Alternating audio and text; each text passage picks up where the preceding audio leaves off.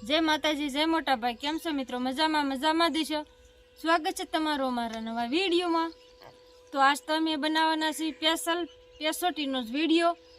तो केवी रीते बनावाना छे अने केम बनावाना छे तो ठेठ सुधी विडियो में बना रहीजो, तमने बधो अनुभव आई जशे का।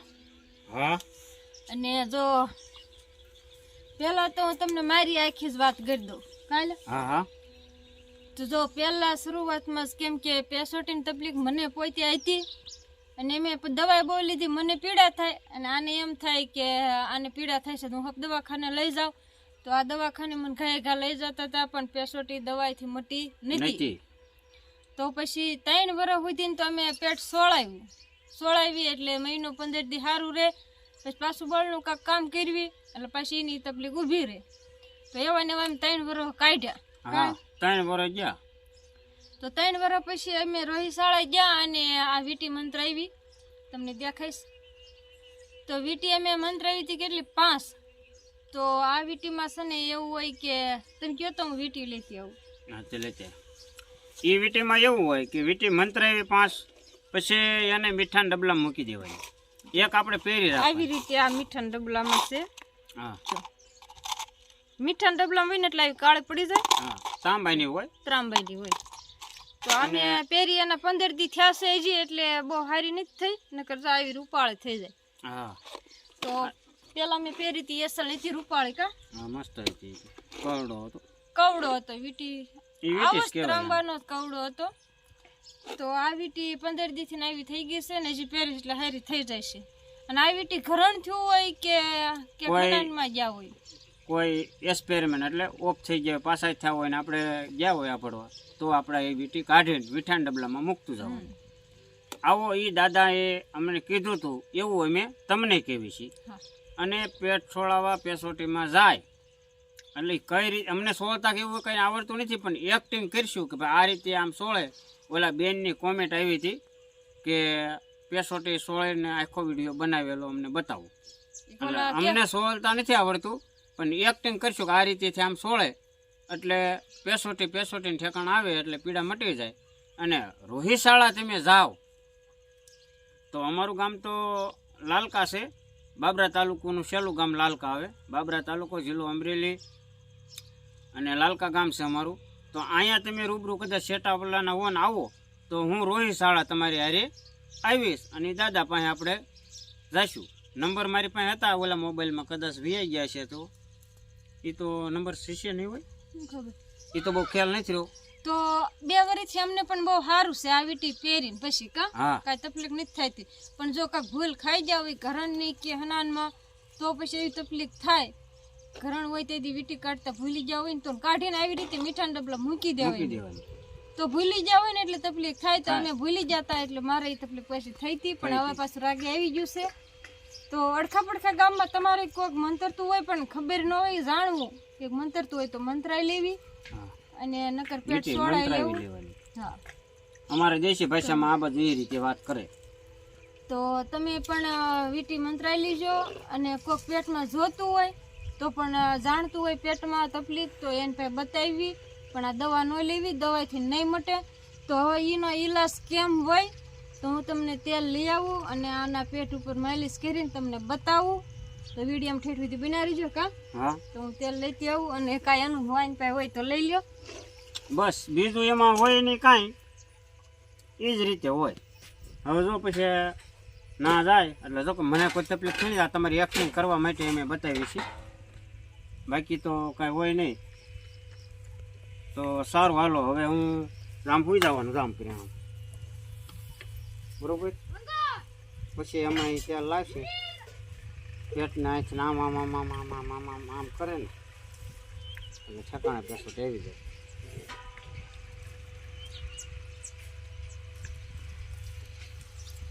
તો આ લીધું છે તેલ।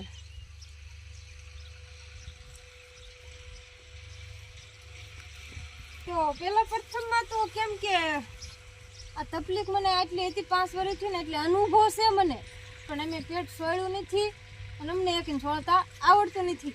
પણ જેમ સોળે છે અને જેમ તકલીફ મટે છે એ રીતનું અમે તમને બતાવીશું। સોળતા હોય અને જાણતા હોય એને પણ ખબર હોય। તો પહેલા શરૂઆતમાં તો આવી રીતનું જોવાનું પેસોટી આ ડૂટી પાસે આ ઠેકાણે પેસોટી હોય તો આવી રીતે આમ શિરાવા પહેલા હસી શિરાવા પહેલા જોશો તો ખબર પડશે. એમાં પેલા સવારમાં ઉઠીને શિરાવાનું નહીં કા હા શિરાવાનું નહીં તો તમને પેસોટી ક્યાં છે એ ખબર પડશે.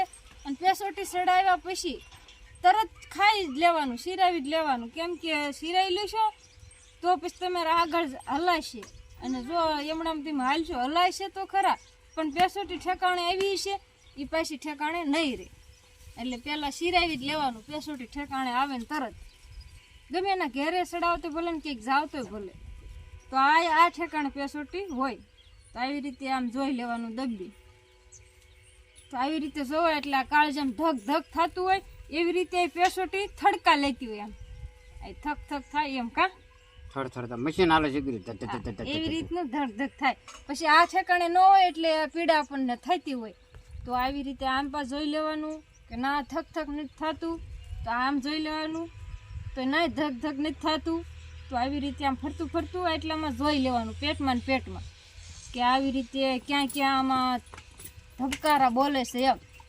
પેસોટી આપણે અસલ આપણે સાયતીમાં ધક ધક થાય એવી જ રીતે ધક ધક થતું હોય થડકા લે તો એમ થાય કે મારે ક્યાં છે તમારે આને હવે ઠેકાણે છે એટલે બહુ એને છોડવા નથી નગર પછી જગ્યા ફરી જાય ને તો તકલીફ આને ઊભી થશે એટલે તમને ઠેકાણે ન હોય ને એટલે તમને કહું છું કે આવી રીતે કોઈ પણ ને હોય તે કોઈ ન હોય આમાં નક્કી ન હોય કોઈકને તકલીફ હોય અને ઘણા વર્ષો હોય બિચારા પીડાતા હોય તો આવી રીતે જોઈ લેવાનું પછી એમ થાય કે આ પેસોટી છે કે આ પેસોટી છે તો એની રીતે જો આવી રીતનું તેલ લેવાનું અને આમ હોય તો આવી રીતનું આમ માઇલેજ કરવાનું જાઓ આવી રીતના માઇલેજ કરીએ આમ કરવાનું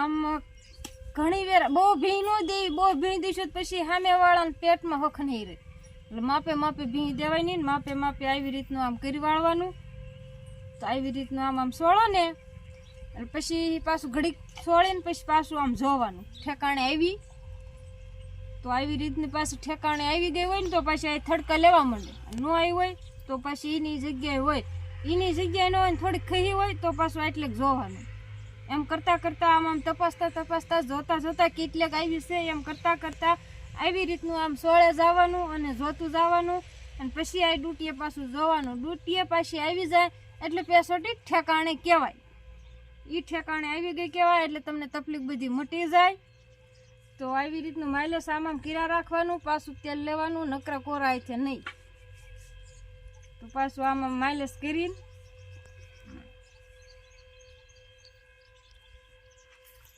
આવી રીતનું કરજો અને ખાસ કરીને તો જો પેટ જોતા હોય ને જાણતા હોય ને ના જ છોડાવજો અને કોઈ અડખા પડખા ગામમાં ન સોળતા હોય અને ન ખબર પડતી હોય પેટમાં તો જ આવી રીતનું મેં સીંધું એવી રીતનું કરજો ઘેરે નકર ન કરતા એમ કરવામાં વાંધો નહીં પણ કેમ કે તમને ખબર ન પડે ને તો વધારે કેવરાવે અને જો તમને આમ પેસોટી ક્યાં છે એમ પેસોટીમાં ખબર પડી જાય તો તમને પેસોટી ઠેકાણે લેતા આવડી જાય છે કેમ કે મને 5 વર્ષથી ને ઠેકાણે નથી એટલે પણ મને આટલો બધો અનુભવ છે કા એટલે મને અડધું ફડધું સોળતા પણ આવડી ગયું કે આવી રીતનું કરવી એટલે ઠેકાણે આવી જ જાય એમ અને દવા ન લેતા અને દવા લીધે આ તકલીફ મળશે નહીં આવી રીતનું ગમે એના તમે સોળાવશો અને જો તમને અનુભવ આવી જાય કે આ પેસોટી છે એમ ને ખબર પડી જાય તો પણ તમે આવી રીતે આમ સોળે અને ઠેકાણે લઈ લીજો અને જો હસીને એક એ વાત છે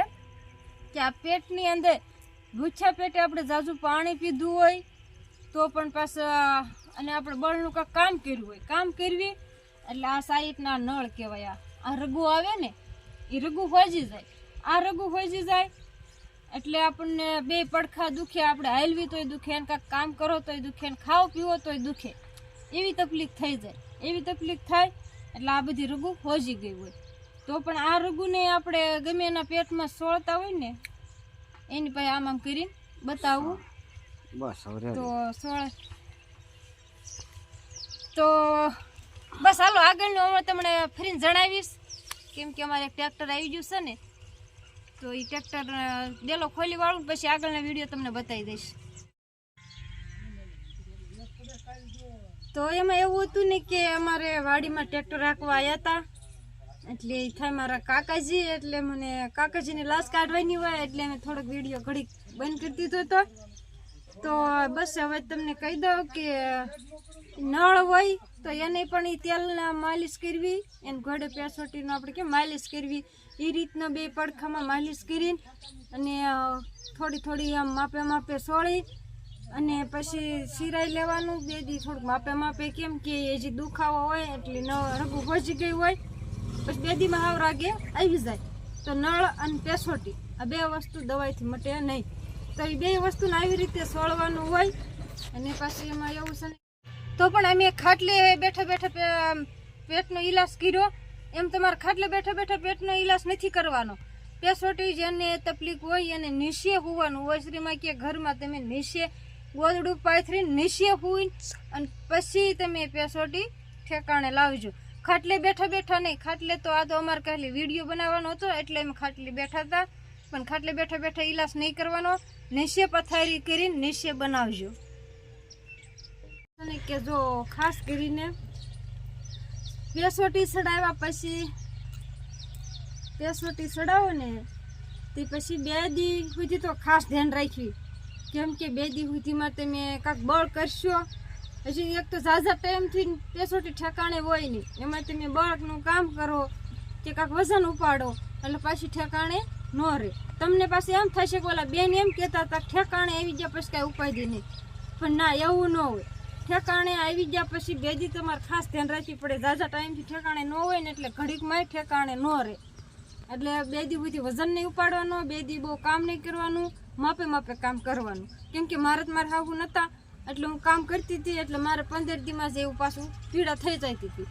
એટલે તમે બધા ખાસ કરીને ધ્યાન રાખજો. ખાસ 2 દી બહુ ભીંગનું કામ ન કરતા. 2 દી પછી આમ ઠેકાણે હરખી આવી જાય અને ખાવા પીવામાં સાડ રાખો ને એટલે ઠેકાણે આવી જાય પછી ખહે નહીં. હબ ખહે તો પછી કાંક એવું જાજુ બોળ થઈ ગયું તો જ તે, નકર નો ઠેકાણે જ રહે. એટલે આવી રીતની ધ્યાન રાખવી અને આટલી માલિશ કરવો એટલે તમારે પેસોટી કે નળ હશે તો સારું થઈ જશે ને મટી જશે. તો આવી બધી તકલીફ હોય તો એ દવાઈથી ન મટે. તો તમે બધા બહુ કમેન્ટ કરતા હતા કે તમે સ્પેશિયલ એક મોટો વિડીયો પેસોટીને બનાવો. તો જેટલો અમને અનુભવ હતો અને જેટલું અમારા ઘરે બન્યું છે મારા શરીરમાં, જેટલું અમે દોડ્યા છે, જેટલી તકલીફ હતી એટલું પણ મેં તમને જણાવી દીધું છે. આગળ મને ખબર નથી, જેટલી તકલીફ હતી એટલું મેં તમને કીધું છે. અને આ મેં કીધું એવાથી એટલું કરશો એટલે હોય 100% સારું જ થઈ જશે. અને મારું પણ ખોટું લાગતું હોય તો પણ તમે ખેતરો કરવો, દવા લઈ આવી અને જોવું મટે છે કે નહીં. પછી મેં કીધું એ ઈલાજ કરવો એટલે એનાથી ફેર પડે છે કે દવાથી ફેર પડે છે, તો તમને આખો અનુભવ આવી જશે. તો તમને મારો વિડીયો ગમ્યો હોય ને તો લાઈક, કોમેન્ટ, શેર, સબસ્ક્રાઈબ કરવાનું પણ ભૂલતા નહીં.